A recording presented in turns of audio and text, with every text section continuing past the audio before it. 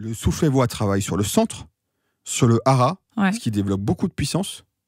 Mais le vrai travail profond, et ça c'est très bien formalisé en hypnothérapie, c'est sur la vulnérabilité.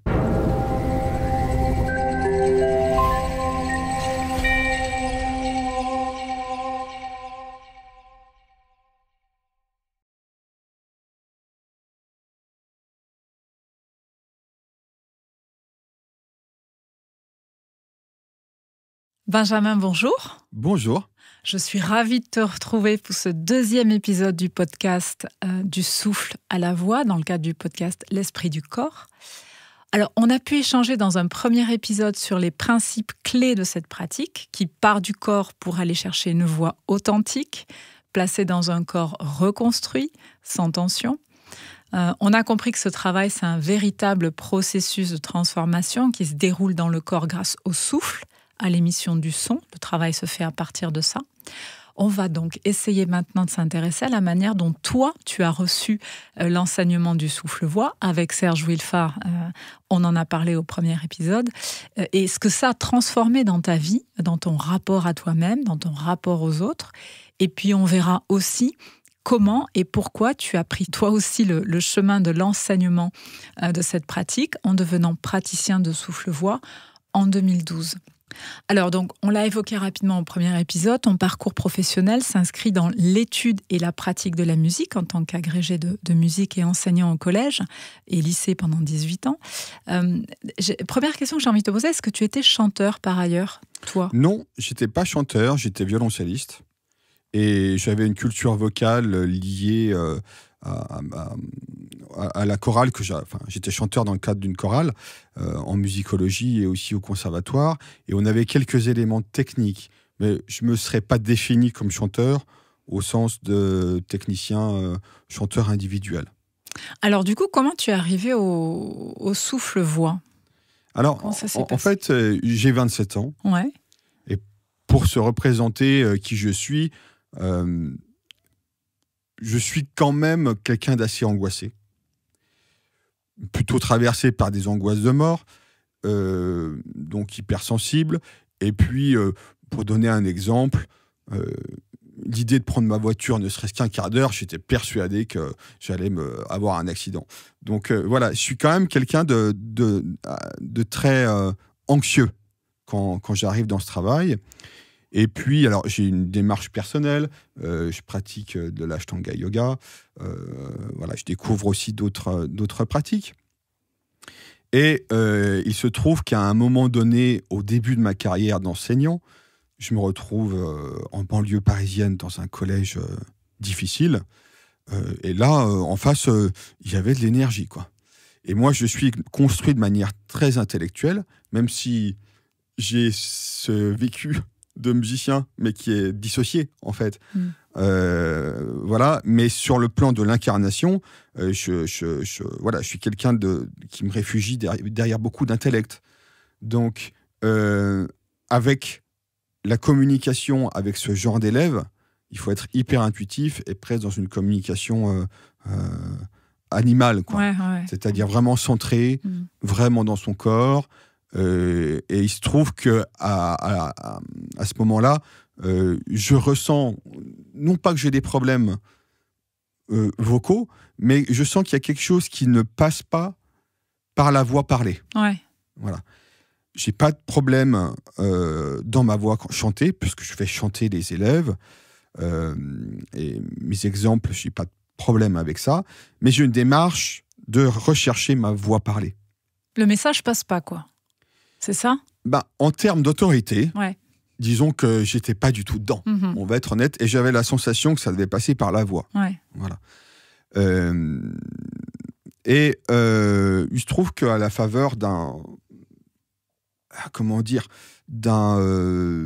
atelier de yoga que je faisais avec mon enseignant, à un moment, il se met à parler de la voix qui vient du hara, qu'il y a certaines personnes qui ont en Inde, et il y a quelque chose qui fait tilt. Je me mets à chercher, et en fait, Serge Wilfard, qui est donc ténor, vient de s'installer pas très loin, dans le Morvan.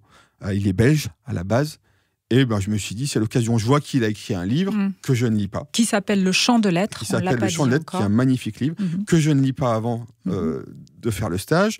Et je sens que voilà, j'y vais.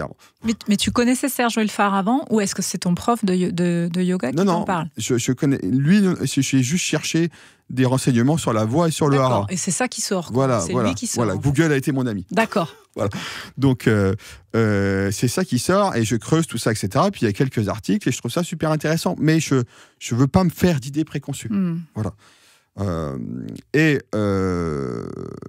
D'ailleurs, dans les jours où je m'inscris, j'ai un accident de voiture où je tue un chevreuil sur la route.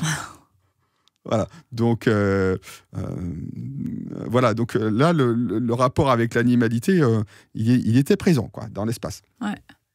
Et quand j'arrive au stage, donc on est 17 ou 18, c'était énorme. Hein. Voilà, il y avait beaucoup de monde à ce moment-là.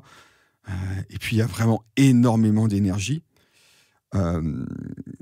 Et au moment où je passe, en fait, je découvre une voix parlée complètement différente.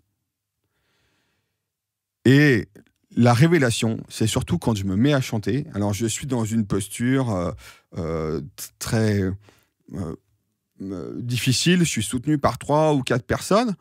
Et puis, je lâche. Et là, il y a des sons qui sortent, qui vibrent d'une manière sidérante. Voilà. Et moi qui étais un peureux et un trouillard fini, c'est comme si vraiment j'avais cette puissance phénoménale qui passe à travers mon corps. Et ça se fait tout seul, quoi. C'est hyper facile. Et c'est un peu comme si je me retrouvais dans la peau d'un samouraï, puis s'il fallait aller se battre, c'est bon, j'y allais. J'avais plus peur de la mort du tout. Ah ouais. Voilà. Bon, évidemment, c'est fait sur un éclair, mais c'est comme si je passais à un état complètement différent. Vraiment, cette impression d'être traversé par une totalité, quoi, par la totalité. Est-ce que ça a duré, cette perception Et là, ça a duré le temps de la séance. D'accord. Et c'était bouleversant. Hein. Ouais. Et après, il y a eu des changements physiques. Voilà, tout d'un coup, il y a un espace qui s'est ouvert. Ouais. Donc voilà. Et émotionnellement, dans la journée du stage, ça a été fort parce que vraiment, la sensation d'une reconnexion avec quelque chose qui m'est authentique. Quoi. Ouais. Voilà. Et ça, c'est la première séance. Ça, c'est la première séance. Direct, tu rentres dans le travail. Oui, quoi. Ça a été pour moi très facile et globalement, je faisais partie des personnes qui lâchaient bien prise. Ouais. Voilà, pour moi, ça... C'est assez étonnant par rapport à ce que tu nous dis au départ, où tu es quelqu'un de plutôt anxieux et qui mental. Oui, mais c'est une chose aussi que j'ai constatée, c'est que les gens qui sont anxieux contrôlent beaucoup, mais des fois, il ne faut pas grand-chose pour que ça lâche. Ouais. Des fois, c'est ceux qui ont le plus peur qui font les séances les plus impressionnantes, les plus nourrissantes. Ouais. C'est comme si c'était déjà prêt, mais il manque le truc pour se laisser tomber. Ouais. Voilà, pour se laisser capter. Ouais. Donc voilà, et puis... Donc tu décides d'y retourner ? Donc en fait, au stage, j'ai 3 jours. Oui, mais enfin, oui. Le lendemain, Serge me demande à me parler du temps de midi, et puis il me demande si je veux rentrer dans la formation. Donc en fait, il a senti que j'avais... quelque chose qui se passait dans ce travail pour moi, que ça se libérait bien, qu'il y avait vraiment quelque chose d'authentique qui faisait sens pour lui. Et il me propose de rentrer dans la formation. Et donc, quelques mois après, je rentre dans la formation. Il en est où, lui, de sa carrière, si j'ose dire, je ne trouve pas d'autres mots, de son parcours d'enseignant? Alors, tu le rencontres, il est en fin de parcours. Enfin, je veux dire. Les 10 dernières années. D'accord. C'est-à-dire que moi, je le rencontre en 2006. Et il va stopper sa carrière en 2016. Et je l'aurais suivi pendant 10 ans. Ce qui était extrêmement enrichissant parce que, en fait, sa pratique évolue beaucoup. Ouais. Voilà. Et il y a des choses fondamentales que j'ai pu voir sur ce que c'est que la créativité à travers une pratique et qui me nourrissent encore actuellement. Voilà. Ça, c'est important parce qu'il faut bien voir que les créateurs évoluent beaucoup et que dans leur vie, ils transmettent, les continuateurs parfois transmettent sur ce qu'ils ont capté, mais s'ils sont restés que 2, 3, 4 ans, en fait, il y a des éléments qu'ils n'ont pas. Ouais. Donc, tu décides de faire cette formation qui dure combien de temps ? Alors, la formation, à l'époque où je suis, elle n'est pas très structurée. Voilà, on peut passer un diplôme au bout de 3-4 ans, mais moi, l'optique, à la base, c'est de faire ça pour moi. Voilà, et puis, à un moment donné, je crois que c'est en 2015, donc moi, j'ai attendu 9 ans avant d'écrire mon mémoire qui formalisait le fait que j'étais pneumophoniste, on appelle ça comme ça. Et donc, de toute façon, j'étais décidé à suivre le parcours jusqu'au bout, autant qu'il était vivant, parce que j'apprenais encore. Mmh. Donc, voilà. Il a fondé une école, je veux dire, officielle ou c'était un bâtisseur et c'était aussi un destructurateur. Donc des écoles, il y en a eu un certain nombre. Voilà, ça mourait, ça renaissait. C'était l'expression de sa pratique. Mais donc toi, tu as un diplôme. Oui, moi j'ai un diplôme. D'accord. Ouais. Qu'est-ce que ça a changé ?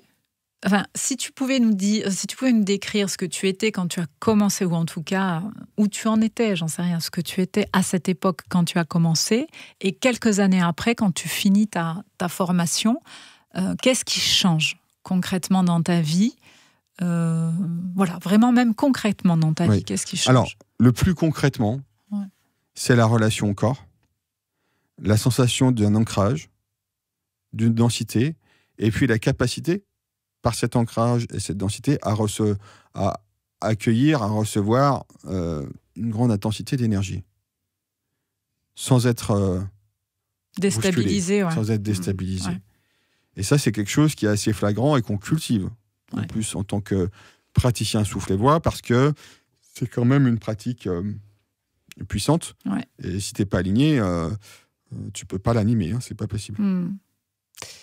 D'accord. Mais après, ça joue sur beaucoup de choses ensuite dans mon positionnement. Voilà. C'est-à-dire aussi, un des éléments concrets, c'est que dès le premier stage de 3 jours, qui pour moi était révélateur, je reviens en yoga et le yoga est complètement différent.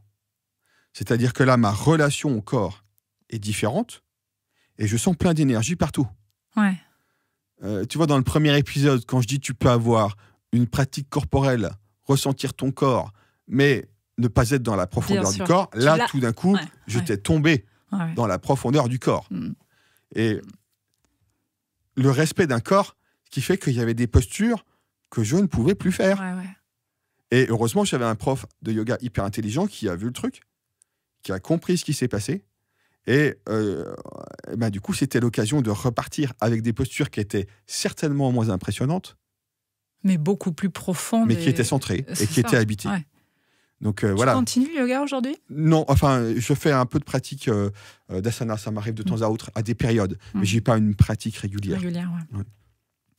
D'accord, donc il y a vraiment ce rapport au corps qui change. J'imagine que ton positionnement dans la vie change aussi. Oui, alors ça a été aussi assez incroyable, parce que faire l'expérience d'être accroché au niveau de son centre vital physiquement, et que c'est un tel ancrage que tout se redéfinit par rapport à ça. Ouais, ça et dans la communication aux autres, par exemple, moi, le personnage, je suis quelqu'un de perfectionniste, je suis un bon garçon, voilà. Donc, si quelqu'un m'ennuie, je vais faire un sourire crispé, mais je vais rester gentil.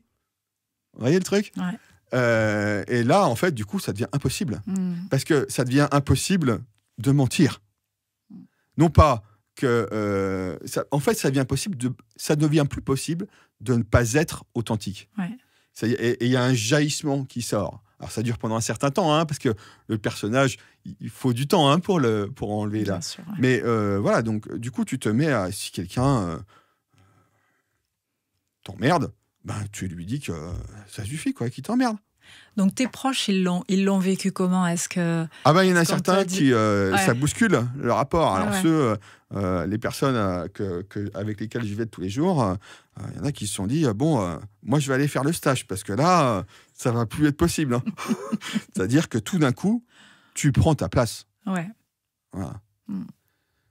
Donc, parce que le personnage, souvent, il y en a des personnages qui prennent beaucoup trop de place, mais la plupart des personnages névrotiques s'effacent.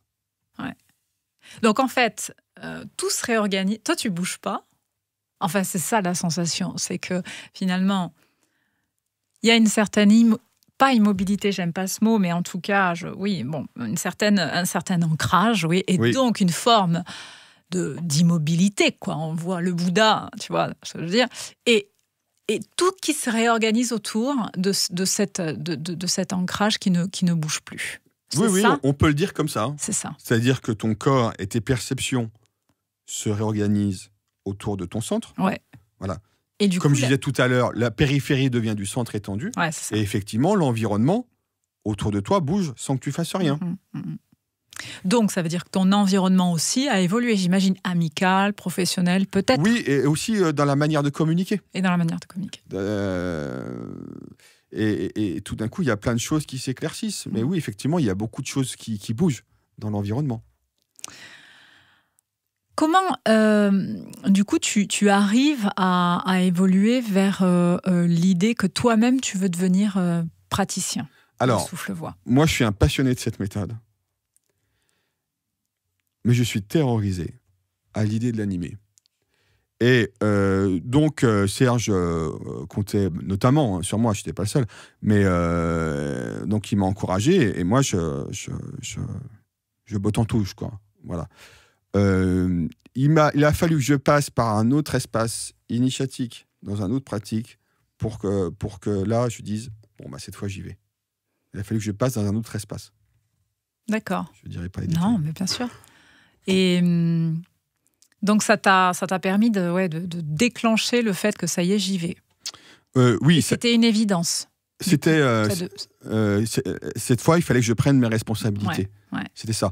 En fait, il y a un moment donné, c'était naturel que je le transmette. Ouais. Voilà. C'était ma vocation, en fait. Mais souvent, on passe du temps à lutter contre sa vocation parce que on sait que ça va bouger des choses. Ouais. Et moi, je crois que beaucoup de gens retardent ce moment-là quand ils savent la puissance. Ouais. D'ailleurs, dans les traditions, c'est souvent comme ça. Les personnes c'est pas les personnes. On prend par exemple la tradition chamanique, c'est pas celui qui veut être chaman qui l'est. Hein. C'est, on va dire, toi tu seras, ça sera comme ça. Et en général, la personne elle flippe. Ouais. Donc voilà, et elle flippe parce qu'il y a tout un espace initiatique qui va s'ouvrir. Il va falloir traverser des choses. Donc voilà. En tout cas pour moi, ça s'est passé comme ça. J'ai longtemps lutté contre, tout en étant nourri et fasciné par cette pratique. Mais passer de l'autre côté du piano, c'est encore une autre histoire. Ouais. Voilà. Donc, du coup, à un moment donné, quand même, tu décides de le faire. Tu arrêtes, j'imagine, ton activité professionnelle. Pendant un temps, il y a les deux. Il y a les deux, ouais, d'accord. Pendant assez longtemps. Et puis, quand c'est bien installé, que c'est bien structuré. Comment tu te lances, justement, un peu concrètement? On me demande beaucoup. En ouais. fait, c'est ça aussi. Il y a eu cette prise de conscience dans un autre espace. Mais j'ai des personnes autour de moi qui me demandent. Donc, je suis invité à droite, à gauche, parce qu'il y a des gens qui ont envie de connaître ça et qui ont envie de le pratiquer avec moi. Donc, j'ai eu aussi la chance d'être encouragé par des amis. Donc, par petites touches à la demande, tu fais des séances? Oui, des stages. Je commence directement par les stages. D'accord. Et je crois vraiment que c'est le cœur de la pratique. Ouais. C'est vraiment un espace. Ouais. C'est un cercle très particulier qui est très fécond. Le groupe, on en parlera dans l'épisode où vraiment on va détailler comment se passe la séance, comment se passent les stages, comment tu travailles. L'épisode numéro 3, on va vraiment détailler ça, mais c'est très très important, effectivement, cette puissance du groupe, en fait. Et tu l'as fait très bien. Enfin, en tout cas, tu l'animes de manière très juste. Donc, tu t'installes dans cette acceptation que c'est ta vocation. Tu y vas. Oui, peut-être je peux préciser quand même quelque chose, parce que j'ai précisé ma première expérience avec ce débordement d'énergie, avoir l'impression d'avoir une puissance extraordinaire. Mais c'est important de préciser que toutes les séances sont différentes. Ouais. Et que, alors, ces séances-là, c'est sûr, c'était initiatique, tu touches autre chose, mais le travail n'est pas nécessairement la pratique n'est pas nécessairement initiatique tout le temps, ni pour tout le monde. Oui, bien sûr. C'est-à-dire que des fois, c'est très corporel. Des fois, c'est des prises de conscience du corps. Des fois, c'est quelque chose de plus émotionnel. Et voilà. Et puis, 2 ou 3 ans après la première expérience, j'ai fait l'expérience inverse. C'est-à-dire que, étant en train de chanter, donc là, il y avait toujours cet ancrage du corps et cette puissance phénoménale. J'ai eu la sensation à l'intérieur que je disparaissais. C'est-à-dire que c'était plus l'expansion, c'était tout d'un coup... La dissolution. La dissolution, la disparition. Ouais. Et là, à un moment donné, je me suis dit, ça c'est l'expérience limite. Je sais que je ne peux pas aller plus loin. C'est la seule fois où j'ai trouvé une limite que moi je ne pouvais pas franchir à ce moment-là, dans l'expérience, où je me suis dit, bon, bah là, après ce sera moins fort, quoi, parce que sinon, c'est vraiment dans mes limites. Ouais, je comprends. Et qu'est-ce que tu en as fait de cette expérience qui allait un peu à contre-pied, j'imagine, du chemin que tu étais en train de tracer dans le. C'était pas à contre-pied, c'est le même mouvement.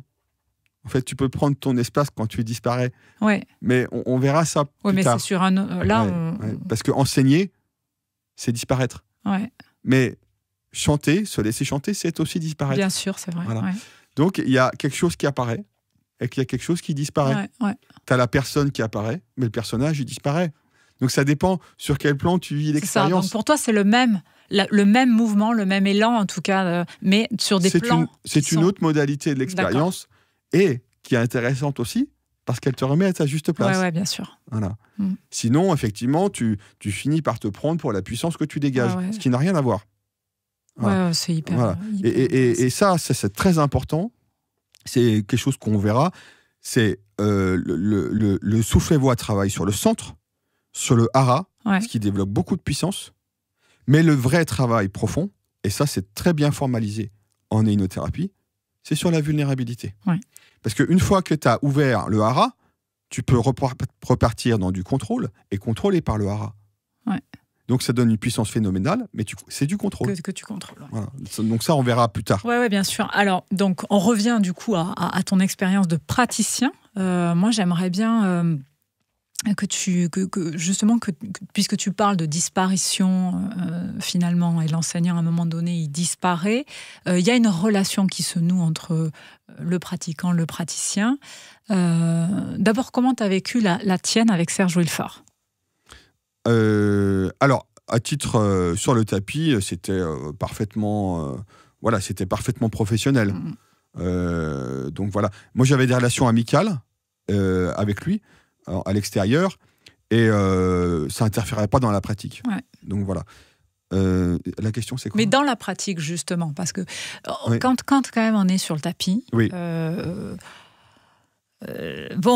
est en vulnérabilité très très fortement. Oui. Et puis, il y a un travail qui se fait, il y a quand même parfois une confusion du mental, puisqu'on est dans des postures, on essaie de retrouver parfois cet esprit qu'on perd. Enfin bon. Donc, il y a une vulnérabilité et donc cette relation entre le praticien, l'accompagnant et celui qui est sur le tapis, elle est complexe, enfin, je ne sais pas. Tu vois, en tout cas, ce que je veux dire, c'est qu'il peut y avoir très rapidement une emprise, quelque chose qui n'est pas équilibré entre les deux. Dans toute situation d'enseignement, à partir du moment où tu as un maître, un élève, quelle que soit la pratique, c'est pareil dans les situations d'enseignement classique, en fait, dans la société, il peut y avoir une emprise. Mais ce dont tu parles sur la relation professeur, enseignant, élève, je crois que c'est très divers la manière de vivre selon les gens. Pour moi, quand j'étais sur le tapis, Serge disparaissait. Ouais. C'est-à-dire, effectivement, il y avait sa présence qui fait que tu savais qu'il tenait le dispositif. Et tu le sentais suffisamment présent pour te laisser complètement porter. Mais le personnage Serge Wilfard, il disparaissait et je suis d'accord avec toi. Je suis d'accord.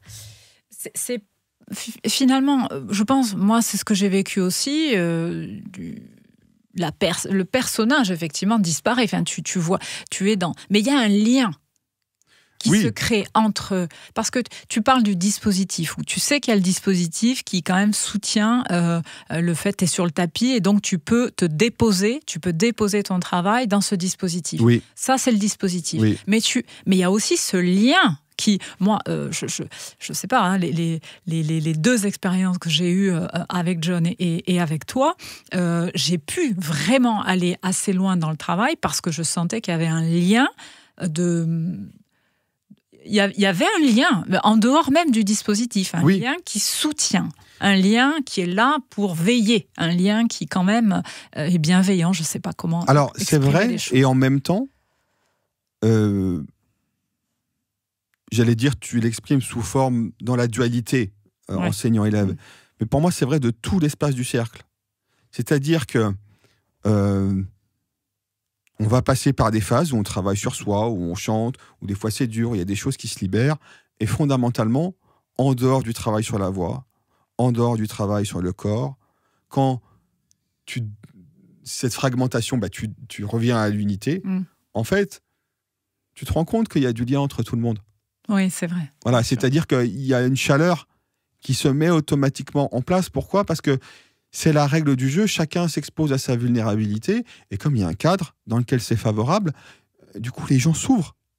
Et quand les gens s'ouvrent, en fait, il y a plein de choses naturelles qui arrivent dans la relation, et c'est ça qu'on appelle le lien. Et les liens qui se font entre les gens dans cette pratique-là, quand tu as vécu des choses qui sont du domaine de la team, sont fréquents. Mais c'est pareil, je veux dire... c'est un espace qui dure 3 jours, point barre. Voilà. Sûr, sinon, on fait une secte et puis... non, mais voilà, c'est aussi ces sujets-là que je voulais te faire aborder. C'est-à-dire que c'est un enseignement qui commence à un instant T, qui termine à un instant T. Et durant ce temps, l'enseignant est responsable du dispositif.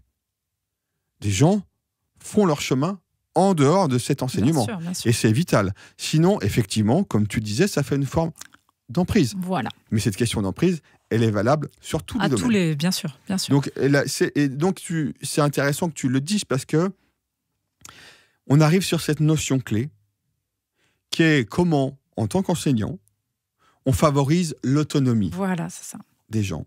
Alors, tu leur donnes une structure de leur corps qui vont leur permettre à beaucoup de pouvoir s'appuyer sur leur propre structure. Mais c'est important aussi de pouvoir donner des clés d'outils pour qu'ils puissent revenir à leur centre sans ton intervention. Et ça, de ce point de vue-là, sur le deuxième plan, Serge Wilfard, il ne donnait rien. Donc, moi, j'ai mis en place... Il ne donnait pas l'autonomie. Alors, il disait qu'il fallait travailler sur l'autonomie, mais si tu voulais quelques clés d'outils pratiques, finalement, tu n'avais pas grand-chose. Ouais, c'est ça. Voilà. Ouais. C'est-à-dire que la forme d'autonomie qu'il te donnait, c'était celle dans ton corps. C'est la principale. Parce qu'à partir du moment où tu es dans le ressenti de ton corps, tu as une structuration, tu es capable de ressentir à travers ton corps ce qui est OK, ce qui n'est pas OK, et c'est fondamental. Mais le travail, il peut être long aussi. Ouais. Et puis, à un moment donné, il faut avoir quelques clés. Les outils. Des outils pratiques. Sont importants. Voilà, des outils d'auto-pratique. Bien sûr. Parce que moi, j'appelle des micro-pratiques. Et là, en souffle-voix, c'est pas très évident d'en développer. Pourquoi ? Parce que quand on chante, on s'entend pas chanter. Il y a besoin quand même d'une référence extérieure. Même les chanteurs à haut niveau, ils ont une référence extérieure. Parce que nous, on est dans l'instrument, on n'entend pas. Donc, c'est important aussi de donner d'autres clés. Et là, c'est toute une batterie d'outils super efficaces qui sont tirés de l'hénothérapie et qui fonctionnent très bien. Non, mais les outils sont fondamentaux. Donc, tu disais le dispositif, le cadre que l'enseignant met en place, les outils qu'il va pouvoir donner pour effectivement donner quelques clés et aller à l'autonomie, parce que cette question de l'autonomie, elle est fondamentale pour moi. C'est là que justement on se préserve de dérives éventuelles, de pratiques qui... voilà. Lien et autonomie. Lien et autonomie. C'est-à-dire lien exactement. Et individuation. Exactement. Est-ce que... toi, en tant que praticien, en tout cas, est-ce que tu pourrais nous dire ce que t'apporte le fait d'être praticien dans ta vie à toi? Ok. Alors, moi, en fait, ça m'apporte beaucoup de plaisir et de joie. C'est-à-dire que, comme au départ, je l'ai vécu en cherchant pour moi, il y a vraiment, quand je suis derrière le piano et qu'on fait corps avec la pratique, en fait, quelque chose du domaine de l'évidence, quand il y a une libération qui se crée, et quelque chose qui s'ouvre dans ton corps. Et ça, les auditeurs qui vont passer les uns après les autres, ils le sentent aussi. C'est-à-dire, c'est vraiment quelque chose qui est très nourrissant et qui est du domaine de l'évidence. Donc, ça fait là quelques années maintenant que tu es praticien. Pour l'instant, tu ne t'es pas lassé? Non, pas du tout. Et puis, j'ai une pratique qui, pour ma part, est je trouve créative. Donc, je remets à chaque fois l'ouvrage sur... Ouais, c'est ça. Tu cherches toujours. Voilà. D'accord. Je cherche toujours. C'est ça qui est passionnant. À un moment donné, c'est de chercher. Voilà. Donc, ça, c'est vraiment... Je ne me sens pas du tout l'âme d'un missionnaire. Pas du tout. C'est vraiment, j'ai l'impression d'être à ma place et ben, je prends mon pied, quoi. Ouais. Et est-ce que tu continues, toi, à pratiquer souffle-voix? Oui, alors je pratique avec une amie qui a aussi travaillé avec Serge Willefar, elle, pendant une quinzaine d'années. Donc, de temps à autre, elle m'accompagne. Moi, je formais des gens. Alors, c'est des gens qui ont une autre pratique à côté, qui sont des très bons zéinothérapeutes, on en parlera, qui ont moins de clés sur la voix que moi. Voilà, parce que ma collègue, elle a des clés depuis 15-16 ans avec Willefar, donc elle voit les choses de manière différente de moi. Mais je peux me livrer parce que je lui fais toute confiance techniquement sur la question du souffle-voix. Mais je suis en lien avec des gens qui ont un très bon niveau énergétique, qui ont leur propre pratique, qui ont suffisamment d'éléments en souffle-voix pour m'accompagner dans cette pratique. Et avec leur propre pratique, je sais qu'ils peuvent me faire lâcher prise. Ouais. Et ça, on verra cette notion plus tard. C'est que pour animer, il ne s'agit pas simplement d'avoir un bagage technique, d'avoir un regard sur le corps, d'avoir des stratégies, comme ça s'est fait beaucoup, comme ça s'est beaucoup enseigné. En fait, il faut avoir une présence. Et ça, c'est par les hypnothérapies que ça s'est beaucoup formalisé. Et donc, je suis accompagné par des gens, de temps à autre, quand j'ai besoin, qui dégagent cette forme de présence que Serge avait, qu'il n'a pas vraiment réussi à nous transmettre en tant que praticien. Formaliser vraiment. Ouais, c'est-à-dire que lui, il était dans le côté comment le maître intervient sur l'élève, et tout ce qui était du domaine de sa présence, qui était capital. Sa présence faisait beaucoup, mais qui était chez lui naturelle et qui était hyper intuitive. Il n'a pas transmis à ses élèves par quoi il fallait se laisser faire pour dégager ça derrière un piano. Or, c'était déjà l'essentiel du travail. Et quand même, la transmission est importante parce que ce travail, il est très complexe sur le corps. Enfin, vraiment, c'est complexe à comprendre, à trier, à faire le tri entre ce qu'on ressent, où on en est, pourquoi ça... Tu vois, c'est un long cheminement, quoi. Oui, tout Donc, à fait. La question de la transmission avec les outils dont tu parlais, un dispositif qui est très clair, etc., ça accélère, encore une fois, je trouve, la possibilité de cette liberté intérieure de se déployer, de déployer authentiquement ce que l'on est. Tu vois, c'est vraiment important. Donc, je trouve que c'est vraiment intéressant dans ta manière de travailler, cette volonté que tu as de transmettre, on le sent, et vraiment avec beaucoup de pédagogie. C'est vraiment très appréciable, je trouve. Et... Je t'en remercie. Non, c'est vraiment... Pour finir... par rapport justement à ce que tu as enseigné, ce que tu as transmis, Serge Willefar, et toi, la manière dont tu t'es approprié cette technique et comment tu la vis aujourd'hui, voilà, est-ce que tu peux nous donner quelques différences, peut-être, ce que tu as gardé, maintenu, ce que tu as au contraire plutôt abandonné parce que ça ne correspond pas à ta propre vibration? Oui, alors j'ai gardé tous les principes fondamentaux. Les principes fondamentaux, tu as le centre, tu as la verticalité, la déstructuration, la restructuration, toutes ces choses-là qui sont... c'est vraiment fondamental. La lecture du corps, le réglage de la posture. Le mode opératoire est différent. Je peux passer par des postures très physiques, comme il le faisait. Mais c'est très intéressant parce que lui, les 2 dernières années de son enseignement, était déjà allé ailleurs. Et moi, je pense être allé dans le sens de cette épuration et en passant par d'autres modes opératoires. Donc là, il y a l'innothérapie, mais ça m'arrive parfois aussi de faire des pratiques à 2, de faire des pratiques en voix parlée dans un langage imaginaire, des choses qu'il ne faisait pas. Voilà, ça m'arrive de faire quelques pratiques de groupe. Voilà, il y a plein de choses qui se mettent en place. Récemment, on va parler du concept de transe. Je passe aussi par des improvisations pour rouvrir des choses. Mais par contre, c'est toujours vu de manière structurée. Le centre, la verticalité, la structure, ça, c'est des choses qui sont fondamentales et qui est propre à son enseignement. Les modes opératoires par lesquels on passe sont différents parfois.